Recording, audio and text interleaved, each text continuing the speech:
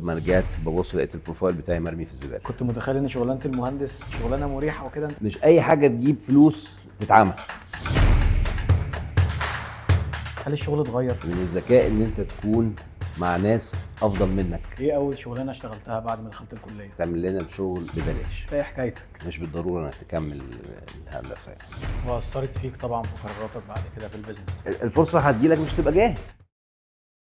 باشمهندس محمد، منورني في بيزنس بالبلدي بودكاست. اهلا بيك يا مؤمن، اهلا بيك. انا طبعا اسف على لقب باشمهندس، عارف ان هو قديم لان حضرتك حصلت على الدكتوراه في رياده الاعمال من فتره قريبه. بستغل وجودك في البودكاست النهارده علشان ابارك لحضرتك. الف الف مبروك. ربنا يخليك يا مؤمن، متشكر جدا متشكر جدا. طبعا علشان حضرتك توصل للدكتوراه مريت برحله طويله جدا في البيزنس وفي الحياه العمليه وفي الحياه المهنيه، فممكن حضرتك تعرفنا بنفسك؟ انا يا سيدي اسمي محمد عادل ناصر، من مواليد اسكندريه في الثمانينات، خريج كليه سان مارك باسكندريه برضو. مدرسه سان مارك.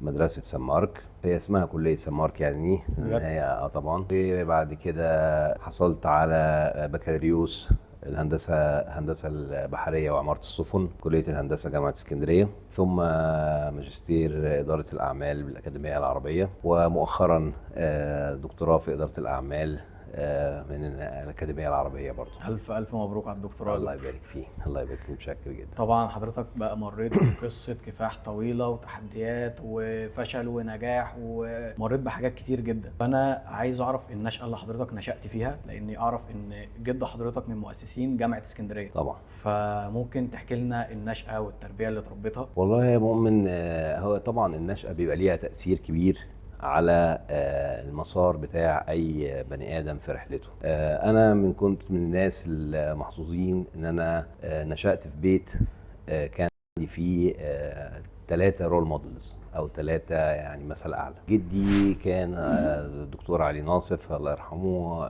كان استاذ في كلية العلوم، ومن الرعيل الاول اللي كان جه عشان يأسس جامعة فاروق الأول، هي دلوقتي اسمها جامعة اسكندرية، وكان أخد الدكتوراه بتاعته من روما في الأشعة الكونية من سنة 50، وكان ليه أثر كبير جدا في حياتي. طبعا هو من الناس اللي يعني إيه علمني جدا أهمية العلم في حياة البني آدم، وإزاي إنك تقدس العلم، وإن أنت لازم إن أنت تبحث عن العلم كل يوم. وجدي الآخر كان الحاج محمد عرفة، كان من كبار رجال أعمال هنا في اسكندرية، ومن كبار التجار يعني، كان زمان يقولوا تجار. كان بيشتغل في تجارة الأقمشة، وكان يسموه تجارة المانيفاتورة، وكان له تجارة كبيرة بقى في بين اسكندرية وبورسعيد، وحتى ما بين الدول العربية. وكان ليه أثر كبير جدا برضو في حياتي، ان هو عارف الناس اللي هو يقولك عليها بيمسك التراب يبقى ذهب. فهو كان من الناس ديت، تاجر شاطر جدا، راجل أعمال شاطر جدا، فكنت معجب جدا برضو بهذا الإكزامبل. بالإضافة إلى والدي ربنا يديله الصحة عادل ناصف، هو طبعا كان مهندس بترول، من الناس القامات الكبيرة يعني في قطاع البترول، وكان بيشتغل في هيئات كبيرة. فكنت أنا معجب دايما بالثلاث نماذج دول، الأكاديمية والبيزنس والبراكتس. حبيت ان انا اكون بقتدي بالثلاثه دول، دايما محطوطين قدامي في حياتي، وكان كل واحد منهم كان بيدفعني ان انا اخد حاجه من الحاجات ديت. يعني النشأة بتاعتي كنت محظوظ برضو في ان احنا كلية سان مارك ديت من المدرسة العظيمة يعني هنا في اسكندرية، وخرجت ناس عظام يعني، على سبيل المثال دكتور عصمت عبد المجيد أمين عام جمعية الدول العربية، المهندس رشيد محمد رشيد، وقامات كبيرة جدا يعني. هي كانت مدرسة رهبان، وكانت التربية فيها صارمة جدا، بدين يعني ليهم بالفضل جدا في الانضباط والديسيبلين، التربية المنضبطة جدا في الحياة عموما يعني. يليها بعد مدرسة سان مارك، طبعا هي كانت مدرسة فرنساوي، فكانت عدتني ميزة ان انا كنت يعني بعرف فرنساوي بخلاف الانجليزي. بعد كده انتقلت بقى، عديت الشارع كده، انا اتنين في الشاطبي، فعديت الشارع رحت كليه الهندسه جامعه اسكندريه، قسم الهندسه البحريه وعماره السفن، وهو من الاقسام القليله الموجوده في مصر، ومفيش غير 3 اقسام هندسه بحريه في مصر. الهندسه البحريه هي احد اقسام او احد الفروع الميكانيكيه، يعني انا في الاساس مهندس ميكانيكا، لكن هي صناعه الهندسه البحريه من الحاجات المهمه جدا، زي ما بيقولوا ايه، مفيش يعدي وقتها وخلاص ما عادتش هتيجي تاني. يعني عارف ازاي، طول ما في تجاره ما بين الدول وطول ما في صناعه لازم هيبقى في وسائل ان هي تتنقل ما بين بلاد وبعضها وبين القارات وبعضها، عشان كده هيستلزم يكون في مراكب. فهي صناعه لا تبلى ومش هتنتهي يعني. فكان مستهويني موضوع الهندسه البحريه، فدرست الهندسه البحريه وعماره السفن. بس حضرتك دخلت كليه هندسه بارادتك، وحضرتك دخلت القسم ده بكامل ارادتك ورغبتك؟ طبعا، زي ما قلت لك، انا طبعا كنت يعني معجب بالنموذج بتاع الوالد. يعني هو كان مهندس شاطر جدا، فانا كنت حابب، هو مهندس ميكانيكا برضه، فانا دخلت برضه الهندسه. يعني ايه، يعني كنت معجب بالنموذج بتاع والدي، فعشان كده انا دخلت في كليه الهندسه يعني. وانا بحب الميكانيكا يعني، وبحب الهندسه من وانا صغير يعني. اوكي، ايه اول شغلانه اشتغلتها بعد ما دخلت الكليه؟ اول شغلانه غير هندسيه، يعني انا بشتغل من وانا في الكليه. اوكي. يعني انا كنت دايما نتيجه للنشأة زي ما قلت لك، انا ترسخ في ذهني ان انت حاجه مهمه جدا، ان انت لازم تتعلم كل يوم حاجه جديده. واصبح ده يعني ايه، قاعده ثابته في حياتي، ان هو يعني you have to learn every day something new.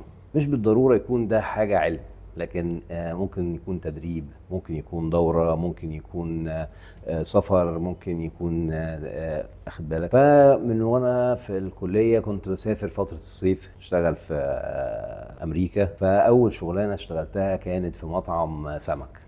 اوكي. اول يوم نزلت امريكا لقيت مطعم مكتوب عليه كده ايه، هيلب وانتد. فدخلت قلت لهم، قالوا لي تعالى اشتغل معانا. فهشتغل ايه يا جماعه؟ قالوا لي انت هتشتغل حاجه اسمها باس بوي، اللي هو انت هتحط الاطباق للناس، وبعد ما الناس ما تخلص تشيل الاكل. فيعني كانت فتره 3 شهور الصيف، كانت فتره لطيفه جدا، اتعلمت فيها حاجات كتير جدا. التعامل مع الناس بيديلك خبرات كبيرة جدا، والسفر بيديلك خبرات كبيرة جدا. فيعني على سبيل المثال، كان صاحب المطعم ده راجل أمريكاني كبير كده، فكان يجي لنا مثلا زباين عرب فيلاقيني بتكلم معاهم، يجي لنا زباين فرنساويين فيلاقيني بتكلم معاهم. فراح مناديني مرة في المكتب، قال لي هو انت بتتكلم كام لغة؟ انت ايه حكايتك؟ قلت له 3. قال لي ليه، انت بتدرس ايه؟ قلت له بدرس هندسة. قال لي ايه ده، انا معين جينيوس عندي. لا انت مش هينفع تبقى باص بوي، انت تبقى ويتر. ودي ترقيه كبيره بقى. مرتبي كان في الساعه اياميها كان 2 دولار في الساعه، نط بقى ل 8 دولار في الساعه. 4 اضعاف. غير التبس طبعا. التجربه دي علمتني كتير جدا. ان الشغلانه بتاعت السياحه، انا ما اشتغلتش بعد كده في السياحه، لكن هي فادتني ان انت الشغلانه بتاعت المطاعم ديت بتخليك تتعرض لانماط كتيره من شخصيات الناس، ولازم ان انت تتعلم الانجر مانجمنت، ولازم يكون عندك كوميونيكيشن سكيلز قويه جدا. وحاجه مهمه جدا برضو الهاندلنج بتاع الكلاينت. يعني انت بيجي لك عميل متضايق زعلان، فانت ازاي تهندل الكلاينت ده. فبدات استوعب ان الكوميونيكيشن ده حاجه مهمه جدا. اكيد طبعا. فاهم ازاي؟ والانجر مانجمنت، انك برضو انت يعني زبون جالك، فانت مش حتى ما ينفعش ان انت تتعصب عليه وبتاع وكلام ده. ولما كان يحصل مشكله، مثلا حصل مره ان في فنجان قهوه وقع على كتف حد من العملاء، ازاي ان اداره المطعم كانت بتحاول ان هي تسترضيهم بشتى الطرق، وتجيب لهم هدايا، وتجيب لهم التيشيرت بتاع المحل، ويتصوروا معاهم وبتاع، عشان الاكسبيرينس بتاعتهم في المطعم ما تبقاش سيئه. ده حاجه التانية عشان ما يقضيهمش. طبعا في امريكا بيستغلوا الحاجات ديت في قضايا تعويضات كبيره يعني. وفي نفس الوقت بدات افهم ان انت كل حاجه بتعملها في حياتك بتبقى بتمثل ادج او ميزه تنافسيه. فبدات من بدري استوعب ان انت بتعرف العربي والفرنساوي والانجليزي، فالناس هناك شافوا ان ده ميزه كويسه، كان السبب في ان انت تبقى ايه، ترقيت مرتبك نط 4 أضعاف فعلا، لمجرد ان انت ايه، بتعرف مثلا اكتر من لغه. فبقى الموضوع ابتدى يسمع معايا، او ان انا ابقى استوعب اهميه ان انت كل حاجه بتتعلمها ايه فايدتها. كان الناس يقول لك انت ايه فايده انك بتتعلم فرنساوي، يعني مين بيتكلم فرنساوي؟ ايه فايده انك بتتعلم انجليزي؟ ما بقاش اوبشن، انت كل حاجه بتتعلمها بتبقى ميزه اضافيه ليك. بعد كده كنت بسافر بقى. كان اياميها والدي كان بيشتغل في احد الهيئات الدوليه الكبيره يعني. سافرت في احد دول الخليج كتدريب صيفي برضو 3 شهور تانية في المواقع بقى، مش في المطاعم. سبت بقى المطاعم رحت وبدات بقى مجال هندسي بقى، مجال شغلك مجال تتدرب هندسه فيه. بحت يعني. فبدات ان انت تستوعب ان قد ايه ان قسوه العمل ودرجه حراره 50 وتشتغل في تنكات وحديد وحاجات على درجه الحراره العاليه ديت، وتتعامل مع جنسيات مختلفه، انجليز، امريكان، هنود، فلبين، من جنسيات مختلفه. كنت متخيل ان شغلانه المهندس شغلانه مريحه وكده، انت بتتعلم عشان تشتغل في مكان كويس. طبعا يعني فاهم ازاي. لكن اكتشفت بقى ان انت طبعا الشغل في المواقع حاجه يعني مرهقه جدا اكيد. ذهنيا. انت طول النهار لازم تكون مركز جدا، ارقام والتقارير والمعاينات في المواقع، ويعني الموضوع كان مرهق جدا. لكن كنت بستمتع جدا ان انا الشغف بتاعي ان انا اتعلم حاجه. فكان ده حاجه بالنسبه لي بترضيني جدا يعني. فده يعني بعديها خلصت الدوره اللي هو التدريب الصيفي ده. رجعت مصر تاني كده. رجعت بقى عشان ارجع الكليه يعني. فكانوا بيعملوا للسنه اللي بعديها يعني جوب فير. فكان في احدى شركات البترول الكبيره مالتي ناشونال يعني عامله جوب فير عشان تدريب صيفي للسنه اللي بعديها يعني. فلما رحت ان انا قدمت معاهم فعملوا لي انترفيو، رحت لهم في القاهره. لقيت الناس يعني بص على السي في بتاعتي، دربت فين، عملت ايه، قعد يتكلم معايا. فقال لي لا احنا عايزينك ان انت تشتغل معانا، مش بالضروره انك تكمل الهندسه يعني. وده عشان اصلا انت كان عندك خبره في الدوله اللي رحت اشتغلت فيها. مجموعه الخبرات وزائد هو ما اعرفش هو شاف ايه اياميها، لكن هو لما قعد معايا قال لي احنا عندنا السكولز بتاعتنا وبتاع فطبعا اياميها لما اخدت راي الوالد قال لي طبعا ما رضاش يعني ما تسيبش الكليه. فبس يعني انا زعلت في وقتها على الفرصه ديت، ولكن كنت ماشي وانا مبسوط ان انا حاسس ان انا برضو كل حاجه انت بتعملها، كل حاجه بتتعلمها ذات قيمه، بتاتي بثمارها بعد كده، وان انت يعني بتخلي لك في مكان افضل يعني. خلصت الكليه بتاعتي وبعدين بدات اشتغل في احد المكاتب الهندسيه يعني هنا فتره مش كبيره يعني، اعتقد حوالي سنه ونص او سنتين. كانت برضو فتره مهمه جدا، كان فيها خبرات ثريه جدا. ابتديت بقى تنزل المواقع وتشوف المراكب وتشوف شركات البترول تتعامل مع العمال ومع الفنيين ومع يعني ايه عميل، ويعني ايه استشاري، ويعني ايه مقاول، يعني عالم كبير. بدأت ان انت تحتك زي ما بيقولوا بقى بالواقع يعني. كانت فرصة طيبة جدا ان انا بطبيعة الحال قدرت ان انا يعني لفيت يعني من السويس واسماعيليه وبورسعيد واسكندريه. شفت السوق كله ماشي ازاي. حتى المراكب النيليه كنا بنروح نفتش عليها في الاقصر وفي اسوان ونعمل عليها اختبارات وحاجات كده يعني. يعني قعدت الفتره ديت، وبعدين كان جات لي بقى. يعني حضرتك لفيت في السوق المصري لفه طويله جدا حوالي سنتين. امتى بقى قررت تفتح شركتك؟ والله هو مباشرة بعد ما خلصت الكونتراكت بتاعي مع المكتب ده، كان جات لي فرصة في احد الدول الخليجية يعني ان انا اشتغل يعني. المهم انا رحت هناك حوالي شهر كده، بس يعني ما اتبسطتش، ما حسيتش ان ده اللي انا عايز اعمله يعني. اتشاورت مع الوالد كده، قلت له انا ليا رغبة اني اعمل كذا كذا، ان احنا عايز ارجع مصر وهبتدي يعني. فقال لي تمام، ايه المطلوب؟ فقلت له طبعا عايز مبلغ كده صغير يعني ابدا بيه يعني. كان حاجه يعني متواضعه جدا يعني. حاجه كان كام المبلغ ده؟ كان يعني مش عايز اقول بس عشان اسمها 10000 جنيه فكان جبت بيه جهاز كده اللي هو كان بيقيس بنفتش بيه على المراكب يعني، او بنكشف بيه على الحديد بتاع المراكب. بدات ان انا اسس بقى الشركه بامكانيات يعني متواضعه جدا. وكانت دي البدايه بقى يعني. في اسكندريه بدات في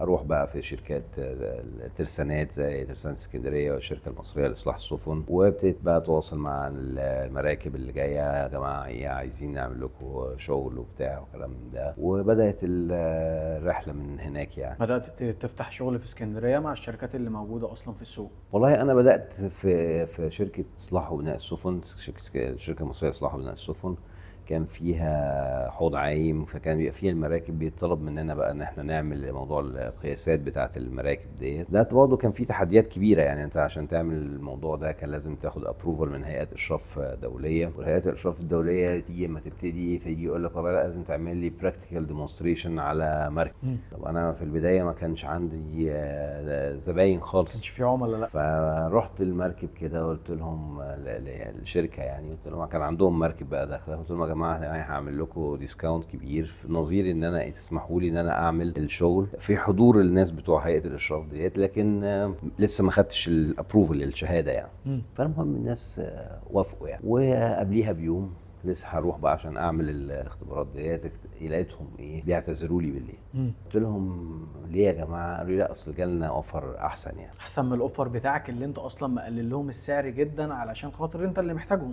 فقلت لهم طب يا جماعه السعر ايه عشان يعني ما اتفاوض معاكم فيه؟ قالوا لي لا ما انت مش هتعرف تنزل عن السعر. قلت لهم ليه؟ هو مديكوا كامل؟ قال لي لا الشركه اللي ادتني الاوفر هتعمل لنا الشغل ببلاش. ده ليه كده؟ فهمت بقى ان هو الكومبيتيشن ساعتها عشان هو يمنع ان في حد جديد يدخل السوق. ايوه فاهم ازاي؟ فمن البدايه ايه ما يديلكش فرصه اساسا انك تدخل السوق، حتى هو لو هيخسر في الشغلانه دي بس انت ما تخشش السوق. بالظبط كده. فده بدات تستوعب ان في حاجه اسمها منافسه مش شرسه، سموها بقى كده في علم البيزنس اللي هي الكاتنج ثروت، او يعني الذبح بقى في السوق ما بيرحمش. السوق ما بيرحمش. محدش قال لك بقى ده سنه صغير يا عم طب سيبه، لا لقيت ايه في يعني قسوه شديده جدا. كان عندك كام سنه وقتها يا دكتور؟ يعني كنت في حوالي 24 25 سنه. زعلت جدا طبعا، وبعدين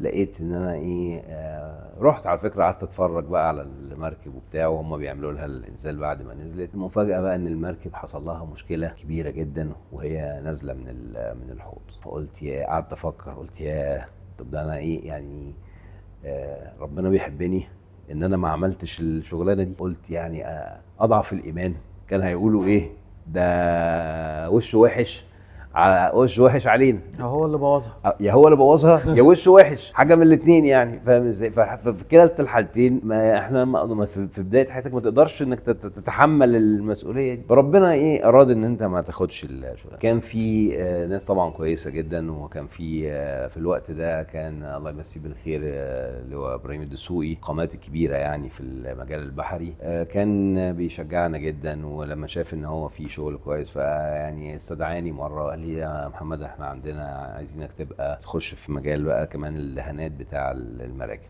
تقدر تدخل؟ فقلت له اقدر يا فندم. ده كان اول عميل؟ ما هو ده كان اللي هي اللي في اصلاح السفن، في شركه اصلاح السفن يعني.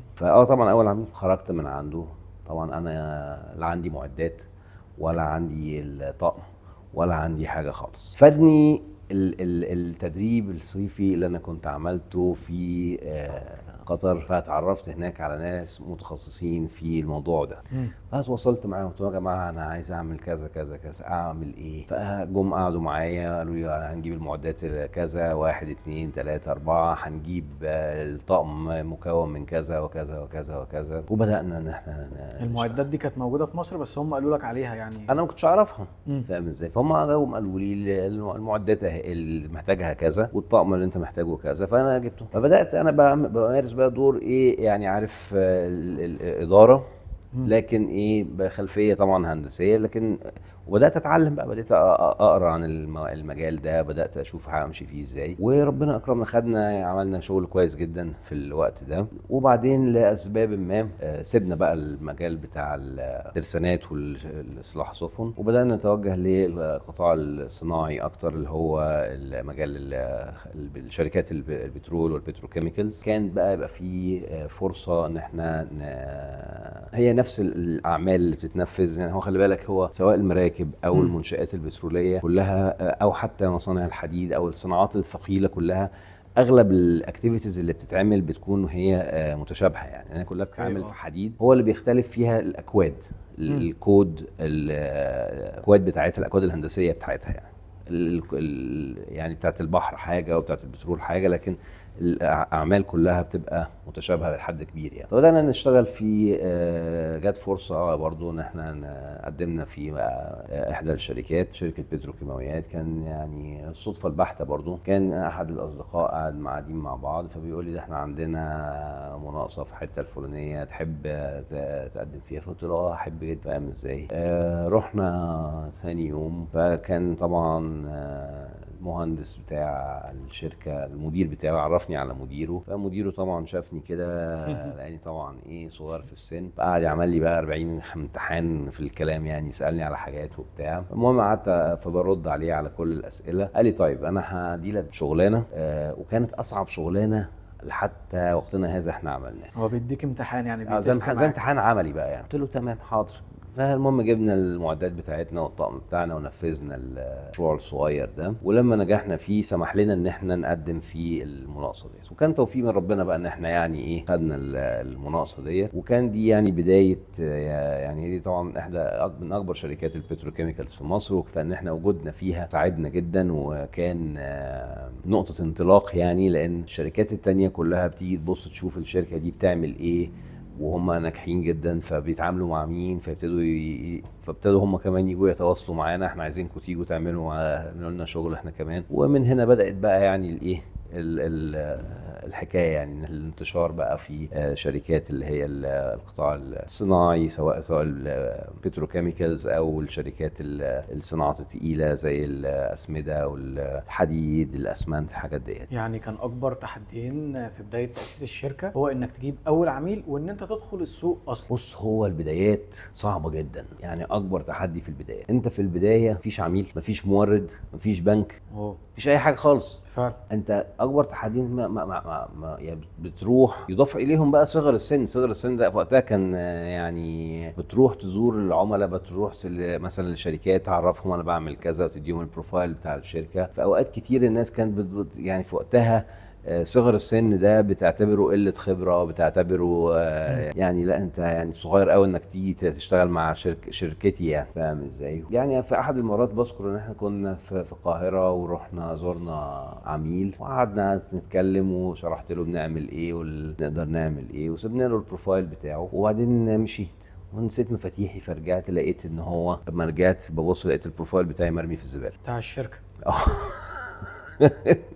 اللي هو صدمه كبيره جدا. لان هو الحقيقه الراجل كان قابلني مقابله لطيفه جدا، بس انت فهمت هو بيزنس خلاص. انت مش بالضروره ان انت تلاقي قبول مع الناس كلها اكيد. لكن في نفس الوقت انا متفهم برضو ان في ناس ممكن بتعتبر ان صغر السن ده هيبقى حاجه بارير بالنسبه لك. ده مثلا موضوع ان انت ما عندكش مثلا عميل، وبعدين انت الشغلانه بتاعتنا انت بتشتغل بي تو بي، يعني بزنس تو بزنس، مش بتشتغل بزنس تو كونسيومر. يعني انت مش فاهم، مش بتبيع مثلا لمؤمن واحمد لا، انت بتبيع لشركات، والشركات دي شركات كبيره، فعايزه حد يكون قدامها شركه تقدر ان هي تديها سيرفيس قويه ومحترمه. يعني كنا نروح بنك مثلا نقول لهم يا جماعه طب احنا هنخش في البروجكت ده، عايزين فاينانس مثلا، ادونا كريدت لاين. يقول لك لا والله انتوا ما لكوش هيستوري يعني. طب ادونا بيرول حتى نعمل مرتبات للموظفين. يقول لك لا والله يعني اقل حاجه العدد قد كده، ولازم الحد الادنى للمرتب قد كده وبتاع، ومش عايزينك يعني. تروح للمورد تقول له طب انا محتاج مثلا اديني كذا عشان اشتغل بيه. يقول لك اتفضل بس ادفع لي كاش. يا عم كاش ايه ده، احنا اديني حتى مهله مثلا 30 يوم 50 يوم 60 يوم كده. لا كاش، انت لسه ما عندكش. طبعا البدايات فيها تحديات كبيره جدا. فاهم ازاي؟ ان انت اللي هو الماركت بنتريشن في صناعه سوفيستيكيتد جدا ديت، الصناعه يعني اللي هي خلينا نسميها الكونستراكشن يعني بصفه عامه ليها انتري باريرز قويه جدا، مش اي حد بيقدر ان هو يبنتريت يعني. فكان الموضوع محتاج ان انت يعني ايه مثابره كبيره جدا، ان انت تصر وان انت تتحمل بقى وتتفاوض مع الناس. لا طب انا هديك مثلا مره كاش، بس المره الجايه هيبقى مثلا هتديني 15 يوم، بعديها تزود خليها 30 يوم بعديها. دلوقتي وصلنا معاهم لشروط كويسه جدا، بنشتغل معاهم بقالنا سنين وخدوا مننا فلوس كتير، فيعني ما خلاص الهيستوري بقى بيشهد لك. دلوقتي البنك اللي كان هو نفس البنك اللي كان شبه كرشنا المره اللي فاتت جالنا تاني عشان يتعامل معانا، والامور مشيت يعني الحمد لله يعني. لكن طبعا من اكبر التحديات هي طبعا في البدايات في التاسيس، زائد طبعا ان هو اكبر تحدي لاي بزنس مان هو ازاي ان انت تعمل الاورجنايزيشن كلتشر. الاورجنايزيشن كلتشر دي اهم حاجه تقريبا في الشركه، هي ثقافه المكان او ثقافه الشركه بتاعتك. هي طبعا بيعرفوها على ان هي مجموعه من القيم والمبادئ المتعارف عليها اللي بتجمع جميع افراد الشركه، فانت لازم اللي هو الاونر او الفاوندر هو اللي بيحط الايه الكالتشر دي، وان انت تخلي فيه اجماع من كل الناس على الكالتشر دي. فانا كنت موجود من البدايه، انا كنت لوحدي خالص يعني، كنت انا المهندس وانا المحاسب وانا الاوفيس بوي وانا السكرتاريه، وانا كنت كل حاجه، كنت قاعد في المكان لوحدي يعني. لدرجه ان انا مثلا كنت انزل اروح مثلا الموقع اعمل دايفيرت للتليفون بتاع المكتب على تليفوني عشان ايه المكالمه اللي تيجي حد، لو حد اتصل، محدش بيتصل طبعا لكن لو حد اتصل تليفوني يجي لي على ايه، على الموبايل يعني. فلما بدأنا يعني ربنا يكرمنا ان احنا نبتدي نشتغل يعني، فكان اهم حاجه ان انت تعمل يعني تحط الناس كلها في نفس الاورجنايزيشن، في الاورجنايزيشن كلتشر دي. بتختلف بقى من شركه لاخرى يعني. في شركات تبدا من الكلتشر القيم بتاعتها تبتدي يعني تبان حتى من الحاجات البسيطه يعني، زي ازاي بينادوا بعض، ازاي كاتب مفتوحه ولا مقفله، بيلبسوا فورمال ولا بيلبسوا فورم مثلا، طريقه التعامل عامله ازاي، فاهم ازاي؟ فالثقافه اللي انت بتحطها في الاول وعشان الناس كلها تمشي على نفس الكالتشر ده، هو ده من التحديات الكبيره جدا. اكبر من تحدي ان انت تجيب عميل طبعا. لا طبعا تجيب عميل ده كان برضو صعب، لكن هو في الاخر ده توفيق بتاع ربنا يعني.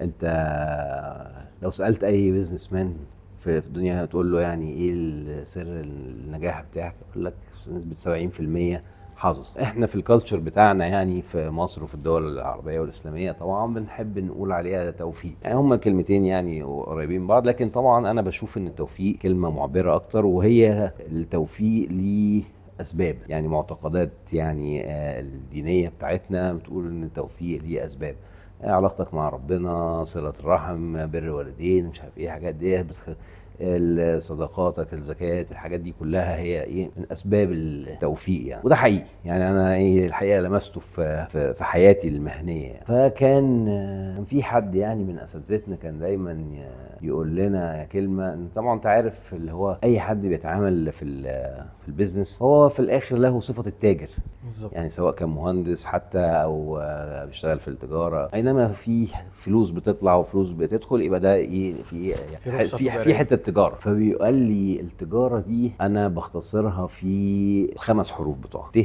توفيق، ودي اسباب. الجيم الجساره، ان انت لازم يكون عندك طريقه ان انت عندك قلب ان انت تاخد الريسك، ما هو نو ريسك نو فن، ما هو يعني هو بالزبط. نفس الموضوع. الالف اللي هم بيقولوا عليها الامانه، امانه مع نفسك، امانه مع ربك، امانه مع الموظفين بتوعك، امانه مع العملاء، امانه مع الموردين، وده يعني بيعتبر عمود الخيمه يعني.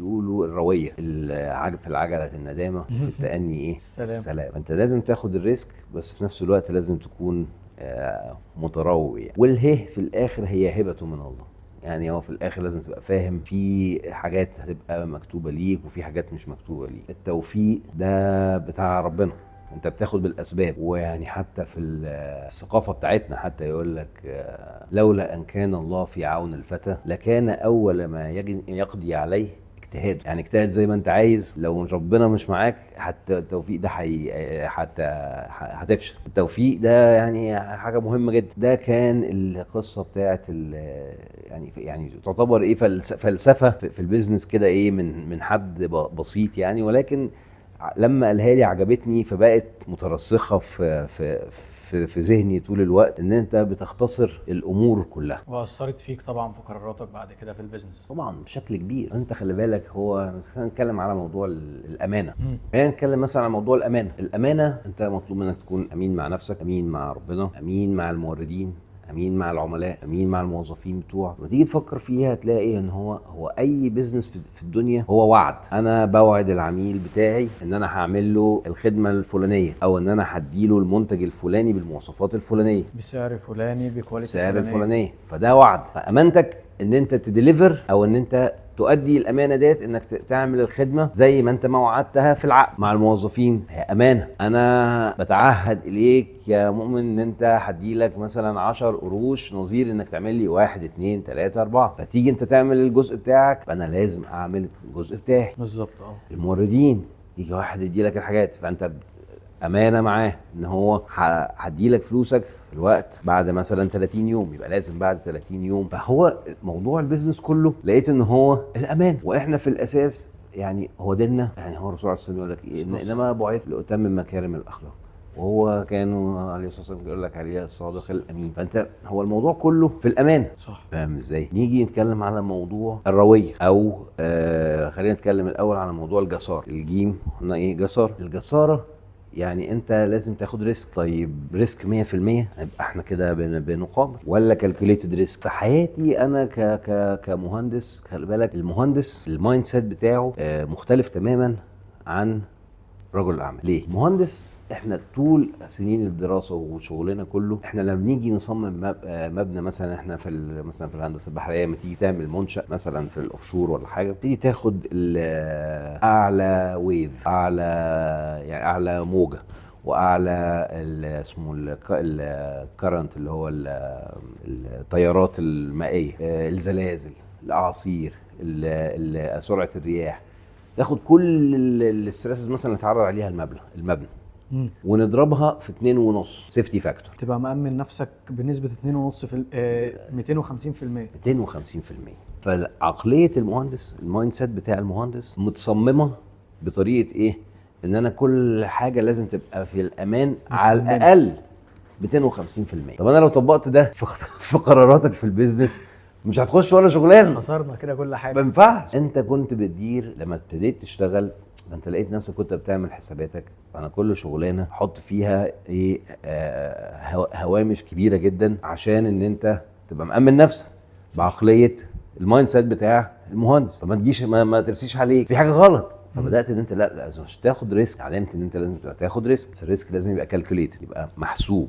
ما هو مش ممكن، احنا برضو في الهندسه بيبقى الموضوع انت بتحط جميع الاسترسز وجميع الظروف السيئه اللي ممكن تحصل كومبايند، هتحصل كلها في نفس الوقت، وتروح جاي ضاربها في 250%. في البيزنس ما ينفعش، لازم يكون عندك قلب انك تاخد ريسك، والتوفيق بتاع ربنا. فده كان تشالنج كبير جدا، ان انت بتشوف الكونفليكت ما بين المايند سيت بتاع المهندس وبتاع البيزنس مان. فحاجات كتير جدا لما انت بدات تشتغل، فطبعا لقيت ان انت بتدير الامور بشكل فطري، ان انت كطبيعه دراستي كلها كمهندس، فعندك تالنت شويه في حته المانجمنت يعني، ولكن لقيت ان انت محتاج ان انت تثقل الموضوع ده بشويه دراسه يعني. في يوم من الايام كنت في ندوه في النادي، فكان فيها استاذنا كبير شريف دلاور، كان بيلقي محاضره يعني. هو طبعا يعني من كبار المفكرين الاقتصاديين، يعني انا بعتبره من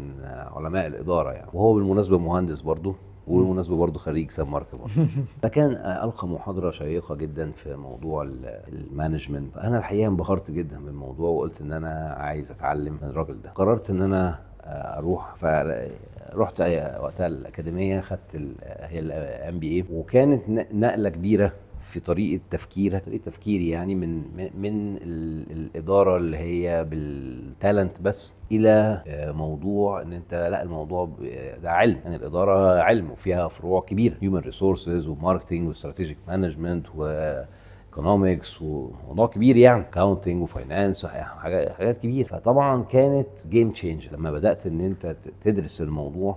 فبدات ان انا ادرس وارجع اطبق اللي انا بدرسه في الشغل. يعني قبل المرحله دي كان كل شغلك مبني بشكل فطري على تغيرات السوق وتعلمت ازاي من السوق والشارع. الاداره بالفطره، خلي بالك هو لحد وقت قريب علماء الاداره في العالم كلهم كان في ديبيت كبير، هي الاداره دي تالنت ولا ممكن تبقى مكتسبه بالتعليم. ففي النهايه يعني هو الديبيت ستيل شغال، ولكن هو بنسبه كبيره بيميل ان هو مطلوب ان هو يكون في تالنت ويثقل بايه؟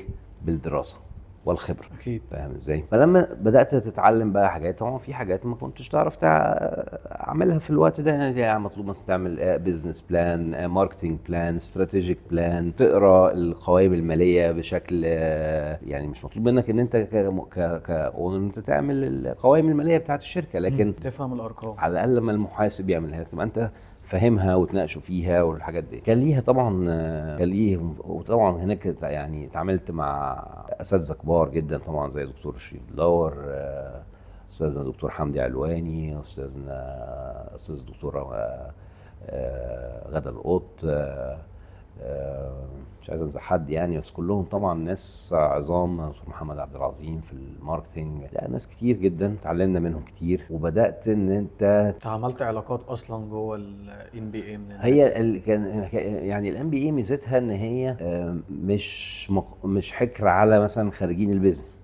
لا، فانت مثلا انت مهندس، زميلي صيدلي، زميلي طبيب، ده بيشتغل في الملاحه، ده بيشتغل في البترول، ده بيشتغل في الصناعه. فهي مجموعه من الخبرات من ناس كتيره، فهي جروب ستادي. فاثناء الدراسه انت بتسمع من الناس وبتتعلم من الناس. وهو خلي بالك هو يعني احد طرق التعلم هي الجروب ستادي ده، اللي هي انك بتلاحظ وتتعلم من الاخرين.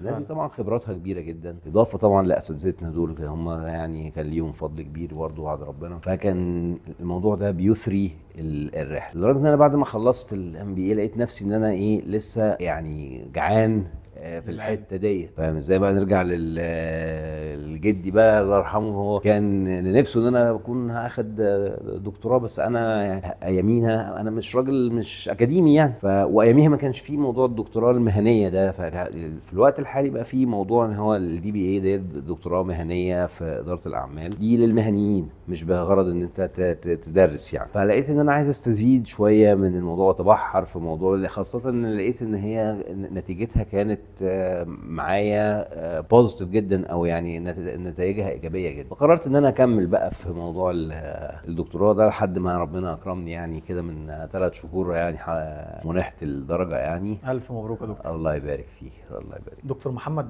دلوقتي في الفتره الاخيره من حوالي 10 سنين كان في تحديات في الاقتصاد المصري زي كورونا، زي التعويم اللي مرينا بيه، فهل ده اثر على شركتك؟ اكيد طبعا. هو زي ما قلت لك هو بيزنس بصفه عامه هو بيتاثر بالمحيط بتاعه، سواء كانت الحاجات ديت قانونيه، سواء مناخ سياسي، سواء اقتصاد. الحاجات دي كلها بتاثر على البيزنس يعني. احنا طبعا في احداث كبيره حصلت في مصر من اول 2011، بعديها طبعا الثورات اللي كان فيه قرارات التعويم، كان فيه الكورونا، كان فيها طبعا تحديات كبيره وكان فيها يعني هي كمان بالذات الكورونا كانت موضوع ان هو غير مسبوق يعني. احنا ما عداش علينا قبل كده، موضوع وباء يعني.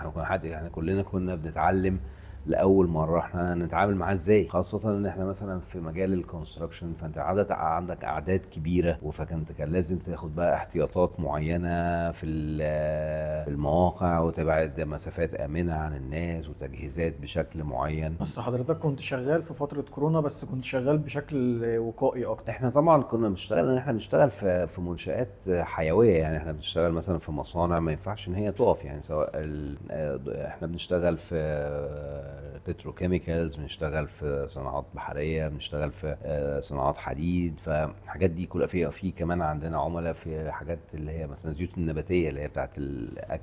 الحاجات دي كلها ما ينفعش تقف. يعني احنا حتى كان في ايام الحظر كانوا بيعملوا لنا جوابات عشان ننزل بنروح الشغل، تساريح علشان تمشي في الشارع بيه اصلا. نروح الشغل فيها. يعني كان في حاجات بتشتغل كمان في نايت شيفتس وحاجات كده. فاحنا دورنا كنا ان احنا ما ينفعش ان انت توقف شغل في الفترات ديت. فكان طبعا تحديات كبيره جدا. بقول لك الجديد فيها ان احنا ما كناش نعرف، يعني هي كارثه او بيسموه ايه، بانديميك، ما عداش على البشريه قبل كده من اخر مثلا 70 80 سنه. فما حدش فينا كان جاهز بسيناريو. انت دايما بتبقى انت مجهز مثلا، يعني جزء برضو من الحاجات بتاعه الاداره ان انت المدير الشاطر دايما عنده contingency plan او بلان بي. لو الامور مشيت كذا هعمل كذا، لو الامور ما مشيتش هيبقى عندي بي. شاطر قوي يحط بلان سي كمان. لكن مفيش مدير شاطر توقع ان هيحصل وباء بالشكل ده.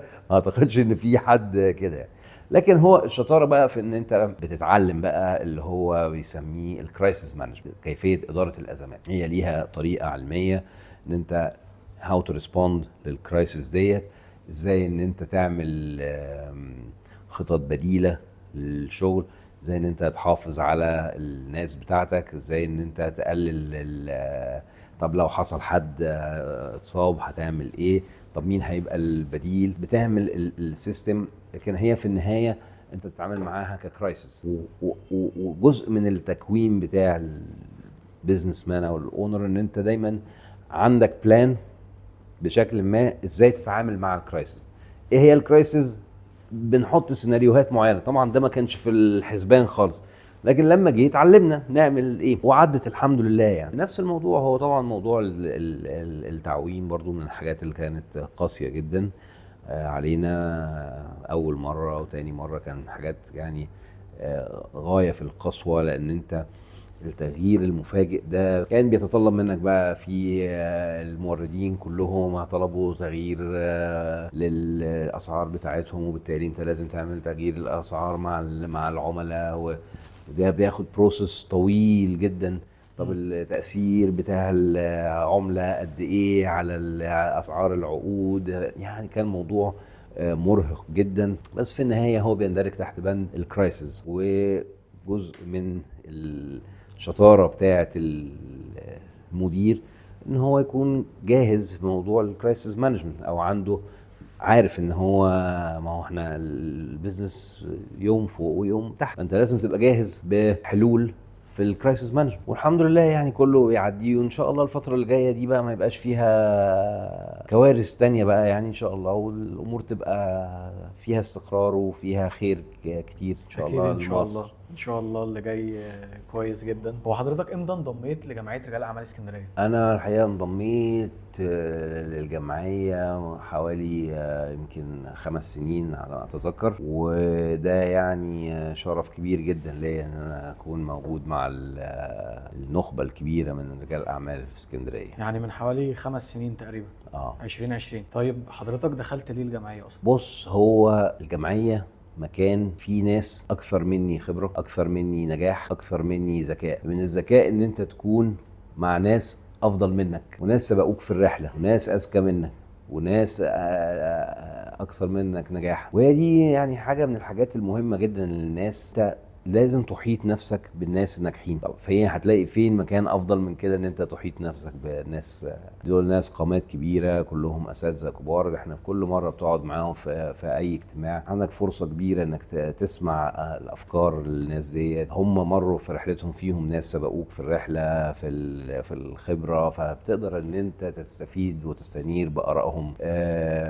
بتحس ان هم سبورت كبير جدا. يعني انت عندك مثلا مشكله ولا حاجه بتكلم حد من الزملاء تاخد رايه في الموضوع، محدش بيبخل عليك براي او بمساعده. الحقيقه يعني كانت من مايلستون مهمه جدا في حياتي، وبتشرف كل يوم ان انا الحقيقه عضو وبنتسب للجمعيه. معاك حق طبعا، يعني كلامك حقيقي جدا. ما تخيلتش يعني ان في حد ممكن يقول كده، بس هو كلامك منطقي جدا. يعني الجمعيه فعلا فيها قامات وقيادات كبيره. طيب حضرتك لو غيرت مجال شركتك، لو سبت يونايتد جروب، ممكن تفتح شركه في مجال ايه؟ انا بعتز طبعا بشركتي اللي انا اسستها ما سيبهاش طبعا عمري يعني، لكن لو احنا هنعمل حاجه تانية، انا احب جدا ان الحاجه دي تكون في مجال الذكاء الاصطناعي. بص، هو طبعا مما لا شك فيه الذكاء الاصطناعي النهارده بيغير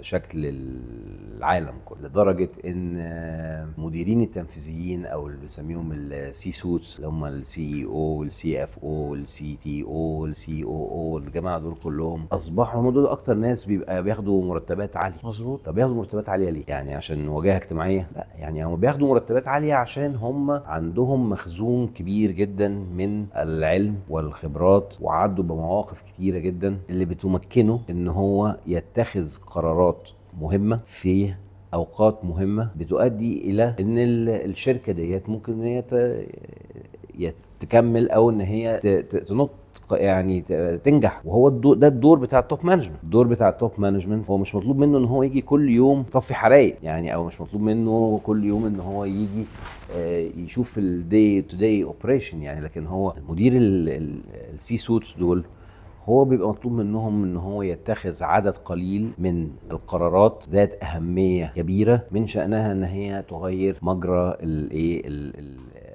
الشركه، خاصه في عالم مليء بالتحديات زي اللي احنا فيه. انت يعني كل يوم عندك تحديات كبيره يعني. مظبوط. بالاضافه طبعا الى دوره الطبيعي بقى في التخطيط، في الاورجانيزيشن، في الكنترولينج، في يليد او قياده المجموعه اللي معاه يعني. فالنهارده بنتكلم على المانجمنت او المانجر ده ان هو سعره عالي عشان هو بيمتلك كل هذه المؤهلات العلميه والخبرات العمليه والحياتيه والحاجات دي. طب النهارده الاي اي اصبح بيهدد عرش المديرين التنفيذيين. ليه؟ طب ما هو انا النهارده العلم اللي عند محمد ناصف، والعلم اللي عند مؤمن، والعلم اللي عند بيل جيتس، والعلم اللي عند الناس دي كلها موجوده عند الاي اي في كمبيوتر وسيرفرات. هي الفكره ان انت بتعمل بروسيسنج لكل الخبرات ديت او العلم ده كله، لان ده بيج داتا. وده دلوقتي النهارده ده ساعه ظهور الثوره الصناعيه الرابعه الاندستري 4 في 2016. فانت من احد معالمها هو الارتفيشال انتليجنس والكوانتم كومبيوتنج والبيج داتا والشيرد ايكونومي او الاقتصاد التشاركي. فانت النهارده الداتا دي كلها محتاجه ان هي تعمل لها بروسيسنج. طب عشان انه كمبيوتر ده اللي ممكن يعمل لها بروسيسنج، فانت محتاج كوانتم كمبيوتر. فبقت موجود، اصبح فيه امكانيه ان هو ياخد مكان السي اي او. برافو عليك. مش ياخد مكان السي او بس، هيقدر ان هو يتخذ قرارات بنسبه كبيره اقرب ما تكون للصح في الموقف بتاع السي او.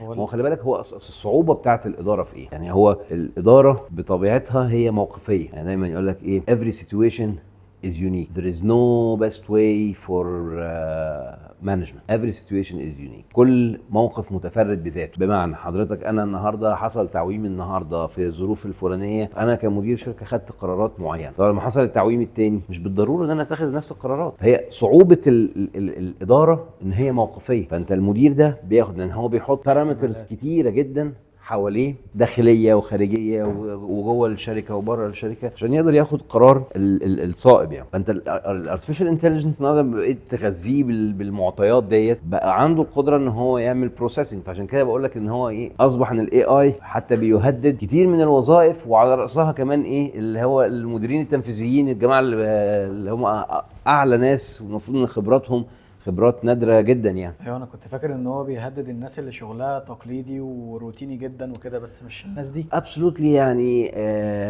كلامك مظبوط. اللي هو بدا ان هو اوريدي يبقى فيه بنشوفه دلوقتي في البانكينج سيكتور بشكل كبير. يعني النهارده مصر النهارده هيبقى ابتدوا ان هو هيعلنوا عن اول بنك من غير موظفين خالص. فاهم ازاي؟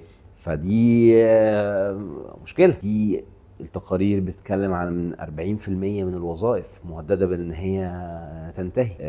في ناس في البنوك النهارده مثلا بتوع الكاستمر سيرفيس دول خلاص. النهارده البنوك بدات ان هي ما بتعينش ناس جديده في الكاستمر سيرفيس، خلاص كله دلوقتي بقى بالارتفيشال انتليجنس.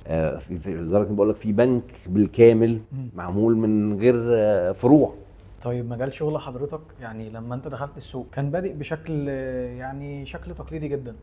دلوقتي ومع ظهور الذكاء الاصطناعي زي ما حضرتك اتكلمت، شايف الشغل بقى عامل ازاي؟ هل الشغل اتغير؟ مجتمع الاعمال كله بيتغير، العالم كله بيتغير، مش بس الصناعه بعينها. لكن خليني اقول لك على حاجه، يعني انت النهارده انت بتسالني على الصناعه، مثلا الصناعه البحريه النهارده انت بتتكلم ان في مراكب او في سفن النهارده تبقى زي المراكب، زي العربيات ذاتيه القياده اللي هي الاوتونوموس فيكلز. في مراكب او سفن بتتحرك ما عليهاش طقم خالص، زي المسيرات برضه. ما يعني دي حاجه تانية. بس المركب دي بلد عايم، فاهم ازاي؟ فلازم عليها اباطين ومهندسين، ويعني عليها طقم، لان في ظروف تشغيل يعني. فنجحوا النهارده ان يبقى في مراكب بقى ان هي تبقى تشتغل من غير طقم. النهارده في ده في المجال الملاحه مثلا. ايوه، يعني هو مش من غير قبطان، من غير كرو كامل. غير كرو كامل.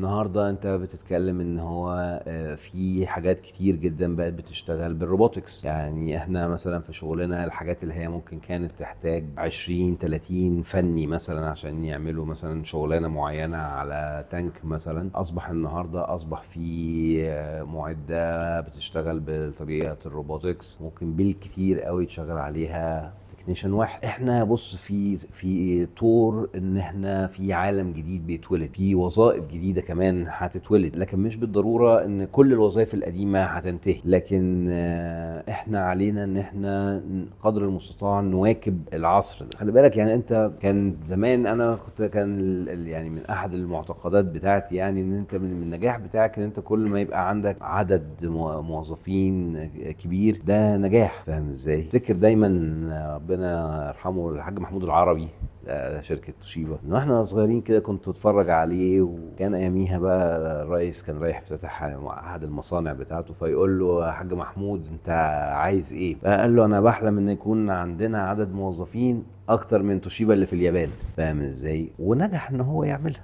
خلي بالك ده اكزامبل مثلا من ناس عنده ليدرشيب غير طبيعي. حاج محمود ان انت مثلا شوف ان هو يعلم اجيال من غير ما يتعاملوا معاه شخصيا، يعني ما كانش ليا شرف ان انا مثلا قابلته، لكن اتعلمت منه حاجه، فاهم ازاي؟ ان انت تكون سبب في رزق الناس، ده حاجه يعني كبيره جدا. وخلي بالك حتى في علم الاداره، ماكسويل لما جه يتكلم على الليدرشيب ومقسمهم 5 درجات، يعني 5 درجات في الليدرشيب، ارقى نوع فيهم اللي هو جنريشن افتر جنريشن افتر جنريشن. فانت النهارده الحاج محمود العربي النهارده لما يكون بيعلم ناس بعد ما مات والناس بتتذكر الكلام بتاعه، ده طبعا لجن. فكره ان انت تكون سبب في رزق للناس وان انت تشتغل في اعمال فيها ناس كتير، انا كنت بشوف ان ده نجاح، وستيل بشوف ان ده نجاح. هو قصدك بقى انه دلوقتي لما الاي اي جه هو هيقلل عدد الموظفين، بس برضه انت لسه ستيل ناجح؟ هو ممكن الاي اي لما بيجي انت هتقلل وظائف معينه، بس المانجمنت الشاطر انت بتحافظ على الموظفين مش بتحافظ على الوظائف. بمعنى ان انت ممكن عندك ناس معينه كانوا بيشتغلوا في فانكشن معين، طب الفانكشن ده اتلغى خلاص، فاهم ازاي؟ فانت دورك انك تأهل الموظف ده بشكل اخر بحيث ان هو يفت في مكان اخر. بس هو ده مش دور الموظف ذات نفسه ان هو يطور من نفسه ويواكب السوق وكده؟ وهي مسؤوليه مشتركه، هو لازم ان هو يبقى فاهم ان الدنيا بتتغير، وانا لو وقفت في مكاني خلاص. ما هو يعني النهارده مثلا لو كان في يعني هو في حد النهارده بيقعد يجيب لك بوسطه عشان بتاع، ما فيش كلام من ده. انت في ايميل، طب الراجل الساعي اللي كان بيجيب البوسطه ده هو ده هتمشيه؟ اكيد يشتغل شغلانه ثانيه. ما هو لا بالظبط كده. يبقى انت لازم هتأهله بقى ان هو بيعمل شغلانه ثانيه، عشان فانت دورك كمانجمنت ان انت بتحافظ على الموظفين مش تحافظ على الوظائف. الوظائف باليه، لكن انت لو قعدت تقول لا والله انا مش همشي الراجل ده عشان خليه قاعد، طب يا جماعه ما البوست ما عادش فيه بوست، هنعمل ايه؟ هي خلاص يفضل قاعد ما بيعملش حاجه. ما انت لازم تأهله عشان هو يعمل شغلانه تانية، ولازم هو نفسه يكون عنده استعداد ان هو يتأهل عشان يقوم بدور تاني. احنا عملنا الدور بتاعنا ان انت بتحافظ على الموظفين بتوعك مش بتحافظ على الوظائف. دلوقتي يا دكتور بعد كل الخبرات اللي حضرتك مريت بيها دي تنصح الشباب بايه؟ والله يا مؤمن، هو طبعا انا احب ان الناس كلها تكون ناجحه طبعا، لكن هو للاسف مفيش وصفه سحريه للنجاح، فاهم ازاي؟ يعني مفيش حد يقدر يديلك روشتة يقول لك اتفضل اعمل ده هتروح ايه تنجح. لكن هو في حاجات تيبس تقدر ان انت تستعين بيها. انت لازم تبقى فاهم ان هو مفيش طريقه ثابته للنجاح، او مفيش روشته يعني للنجاح، لان كل موقف متفرد بذاته. صح. وكل واحد الصناعه بتاعته، البدايه بتاعته مختلفه عن التاني، ولكن في حاجات مهمه وحاجات ثابته. يعني العلم، knowledge is power. يعني لازم الناس، يعني انا حتى دايما اقول للتيم بتاعي وحتى بقول لاولادي learn every day something new. اتعلم كل يوم حاجه جديده، مش بالضروره يكون كورس، مش بالضروره ان هو يكون، لكن اتعلم كل يوم حاجه جديده. مثلا البرسيستنس، المثابره. انت يعني انا من يوم ما بدات اشتغل انا يوميا بشتغل 8 ساعات على الاقل. فاهم ازاي؟ لازم تبقى عندك مثابره، ان انت هتبقى فاهم ان هو النجاح مفيش فيه اليفيتور يقول لك يو هاف تو تيك، لازم تاخد السلم. وان هو الهارد وورك، احنا كنا بنقول عشان تنجح لازم يكون في توفيق وحظ. ماشي، ما هو الهارد وورك will put you where the luck can meet you. ما انت يعني لو انت ما بتجتهدش، لو انت ما بتشتغلش، الفرصه لما تجيلك، الفرصه هتجيلك مش تبقى جاهز. بالظبط. هي الفرصه هتجيلك في وقت ما، لكن الفرصه عشان يعني تجرب الاوبورتيونيتي ديت لازم تكون جاهز. جاهز ازاي؟ ان انت تكون جمعت من النوليدج، جمعت من الخبرات، جمعت من العلم، جمعت من العلاقات، يعني حاجات كتير اشتغلت عشان لما تيجي الفرصه تكون جاهز. ما ده اسمه كده الحظ. فاهم ازاي؟ السفر مهم جدا. السفر ده يعني ربنا يقول لك ان جعلناكم شعوبا وقبائل لتعارفوا. انت لما تسافر بتتعرف على ناس جديده، بتشوف ثقافات جديده، ناس بتفكر ازاي، ناس هنا الثقافه بتاعتهم ايه. بقول لك احنا كنا في امريكا، وانا حتى طالب في البتاع، وزمايلي كانوا كلهم طلبه جامعه يعني. كل يوم يقول لك احنا الساعه بقت كام، احنا ما عملناش فلوس. يا عم فلوس ايه، احنا طلبه جامعه وجايين يعني لا، هو الموضوع ثقافتهم كده مثلا على سبيل المثال. فبتتعلم الثقافات ديت، بتعمل العلاقات مع الناس، بتشوف المجتمعات بره بتعمل ايه. السفر ده مهم جدا. حضور المعارض، حضور المؤتمرات، دي حاجات برضو بتوسع جدا الافق بتاع الناس. لازم الناس تكون مجهزه نفسها للاساسيات، يعني الاساسيات بتاعه العلم. يعني ما ينفعش ان انت النهارده مثلا هو الانجليزي اصبحت هي اللغه اللي هي بتاعه البيزنس في الدنيا كلها. بالظبط. فانت النهارده تقول لي والله انا شاطر جدا بس ما بعرفش انجليزي. طيب ما حضرتك بقى اشوف لك حل بقى. انت يعني هتجيب بقى روبوت اي اي، يا اما في بارير كبير. فاهم ازاي؟ فانت من النهارده لازم تكون عندك الحته دي. البيزنس نفسه بقى ليه لغه تانية اللي بيسموها بقى البيزنس لينجو ده. يعني فاهم ازاي؟ تبقى انت فاهم بقى. يعني يقول لك مثلا ده السي تي او، انت مش عارف ده ايه، عارف دي ماركتنج بلان، البيستل، حاجه من الحاجات مثلا الفانكشنز بتاعت المدير او الاونر ده، اللي هي الناس بتبقى فاكره ان هو ما شغلانه سهله وما بيعملش حاجه. يعني عشان انا قلت لك يعني ان هو بيتخذ عدد قليل من القرارات، بس هو عدد قليل من القرارات ده بيقعد يذاكر كل يوم ابسط حاجه. يعني في هنسمي فيه هو حاجه اسمها البيستل، اللي هي البوليتيكال، ايكونوميكال، سوشيال، ليجل، انفايرمنت. دي حاجات دي يوميا لازم بيبقى بيتابع اللي بيحصل فيه. ايه الظروف السياسيه ماشيه ازاي، ايه الجديد حصل، ايه في توترات هنا، في مش عارف ايه، طب سعر الذهب نزل، طب سعر الذهب مش عارف ايه، الحق ده في قوانين طالعه في الاستثمار، في قوانين طالعه في الضرايب، الحق في قوانين جديده في قانون عمل جديد، الحق ده في قانون بيئه طالع جديد، البيئه اخبارها ايه، يعني ده هيمنعه مش عارف ايه. المراكب اللي هي النهارده بقت بتطلع انبعاثات كده، دي هتطلع من الخدمه. يبقى انت لازم قرار واحد من دول انت مش متابع الكلام ده هتتفرم. عشان كده ابسط حاجه ما بقول لك ان هو الجماعه السيسوس دول كل يوم بيشتغلوا ان هم لازم يبقى اوير بكل الجديد ده. فانت يعني حتى البيزنس اونر ده او الجماعه السيسوس دول يوميا لازم يكونوا بيتابعوا الحاجات دي. ايه الجديد في التكنولوجي، ايه القوانين الجديده، ايه الحاجات اللي هي الخاصه بالبوليتكس، الحاجات السياسيه، الحاجات الخاصه بالقوانين، الحاجات الخاصه يعني كل دي لازم حاجات تتابع. فاهم ازاي؟ معاك حق. والا هتبقى انت ما هو حضرتك قلت بياخد كام قرار صغيرين، بس القرارات دي مصيريه للشركه، فلو واحد منهم خده غلط هو خلاص ضيع الشركه كلها. برافو عليك. يعني هو لازم، تاخذ القرار ازاي اذا كان هو ما هوش اوير، ما هوش متابع الجديد ايه. فدي حاجه من الحاجات المهمه جدا. وحاجه كمان ان انت برضو اهميه ان انت تحيط نفسك بناس كويسين او ناس اذكياء. دي مهمه جدا، حتى بنقولها للناس حاولوا ان انتوا تمشوا مع ناس، صاحبوا ناس كويسين. حتى النصيحه بقولها حتى لاولادي، يعني حاول ان انت الصديق قبل الطريق. بالمرء على دين خليله. انت هتصاحب 3 ناجحين هتبقى ناجح زيهم. لما هتقعد مع 3 4 كده بيفكروا وبتاع هتلاقي نفسك يعني اما تحيط نفسك بناس اذكياء هتلاقي نفسك انت بتطلع لفوق. لكن انت بقى هتقعد مع مش عارف ايه في كوخه بقى ولا زي ما بيقولوا مش عارف ايه ده، هتلاقي نفسك في حته تانية. وعلي علوك اهو بتاع الليمبي زي ما كان بيقول.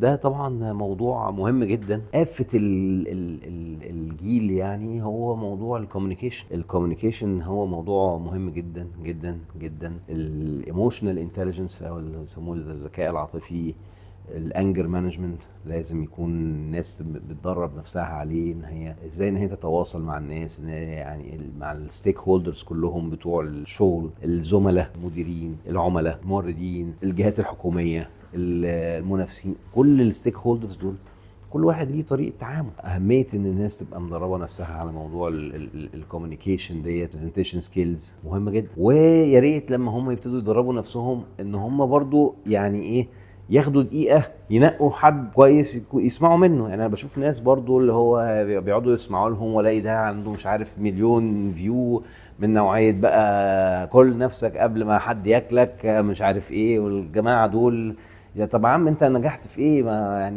يعني يحاولوا ان هم يروحوا للجهات محترمه يتعلموا منها. واسال نفسك سؤال، يعني الراجل اللي انت قاعد تتعلم منه ده نجح في ايه قبل كده، عشان يقعد هو يحاضرني يعني في البيزنس وفي التنميه البشريه وفي ما شاء الله بيفهموا في كل حاجه. يعني انا فعلا لما سالتك قلت لك تنصح ايه بالشباب، فحضرتك ما ردتش رد اللي هو روتيني او اعمل كذا واعمل كذا. انت قلت ان هو الموضوع كل واحد ليه رحلته، كل واحد يعني هيكتشف ده بطريقته، ومفيش طريقه معينه للنجاح. في بقى ناس بتعمل فيديوز بقى ايه اللي هو ازاي تعمل اول مليون في 30 ثانيه في خلال اسبوع. فده فعلا موجود على اليوتيوب وعلى السوشيال ميديا. يعني سوري في اللفظ بقى، ده اللي بيقولوا عليه الهبد. لا طبعا، يعني الناس لازم تسأل نفسها سؤال: الراجل اللي انا قاعد بسمع له ده ايه مؤهلاته العلميه، ايه نجاحاته العمليه عشان انا اقعد اسمعه؟ فاهم ازاي؟ انت عملت ايه كويس غير اي حد النهارده بيركب الترند زي ما بيقولوا؟ صح. فاهم ازاي؟ ما هو انت ممكن واحد يعمل اي حاجه وتلاقي عنده 100,000 فيو، 100,000 مش عارف ولا 2 مليون كمان. انت اسأل نفسك سؤال، عشان انت ما يعني ايه لما تاخد علم او تاخد حاجه دي امانه برضو. لازم ان انت تنقي المكان كويس او حد كويس. يعني في جهات محترمه يا جماعه، في جامعات محترمه، في مراكز محترمه النهارده، في الحاجات دي هتخش تبقى انت ضامن ان انت عارف. او حتى الناس اللي بتتكلم في السوشيال ميديا في ناس محترمه جدا برضو يعني، لكن انتقي الناس، لان عاده الناس اللي هي بتجيب فيوز عاليه قوي ديت حقيقه يعني انا بشوف كلام مهازل بتتقال. يعني اتمنى ان وهم يعني لو وصلوا لمرحله ان هو قرر ان هو ينمي نفسه ويشتغل على النوليدج والحاجات ديت ياخدها من المكان الصح. ينتقي الناس اللي هياخد منهم العلم. برافو عليك. طيب يا دكتور، ايه الحاجات اللي حضرتك مؤمن بيها يعني من خلال رحلتك الطويله وتجاربك الشخصيه؟ ايه الحاجات اللي حضرتك مقتنع بيها تعتبر جزء من فلسفتك وتكوين شخصيتك؟ والله بص يا مؤمن، في البيزنس يعني في آية كده بحبها قوي اللي هي: أما الزبد فيذهب جفاء، وأما ما ينفع الناس فيمكث في الأرض. يعني إيه الزبد ده؟ عارف هو فوم ده لما الموجة بتيجي كده تعمل زي رغاوي كده، زبد البحر ده تنفخ فيه كده يطير. واللي بينفع الناس يمكث في الأرض. تيجي تشتغل فكر في حاجة تبقى أنت بتعمل فيها added value، قيمة مضافة، أنت بتضيف لحد، بتعمل حاجة مفيدة وحاجة محترمة. فاهم ازاي؟ ما تخشش في حاجة شغل مش مظبوط او حاجة فيها اخلاقيا مش مظبوطة او بالك. دي حاجة مهمة جدا يعني عشان تبقى انت راضي عن اللي انت بتعمله، تبقى انت لازم الحاجه اللي انت بتعملها يكون ليها بتفيد حد. دي حاجه من الحاجات اللي انا يعني مؤمن بيها جدا، واي حاجه بتعملها لازم تكون تنفع الناس، فاهم ازاي؟ ما تكونش بتعمل حاجه كمان بتضر الناس، فاهم ازاي؟ او حاجه تافهه، ما حاجة مش هتفيد حد، فما لهاش لازمه. مش اي حاجه تجيب فلوس تتعمل يعني. هو ده هي دي ده اللي انا اقصده يعني. الحاجه الثانيه ان الاورجنايزيشن كلتشر في الشركات من الحاجات المهمه جدا. بيتر دراكر من اكبر علماء الاداره في العالم يقول لك استراتيجي كلتشر ايتس استراتيجي فور بريكفاست. يعني انت اعمل الاستراتيجيه اللي انت عايزها، وهنعمل كمان 5 سنين وهنطلع القمر ومش عارف ايه بس انت الكالتشر بتاعك عندك الناس مش عارفه تشتغل مع بعض، الثقافه تبوظها. الكالتشر تفطر بيها الصبح تدمرها، فاهم ازاي؟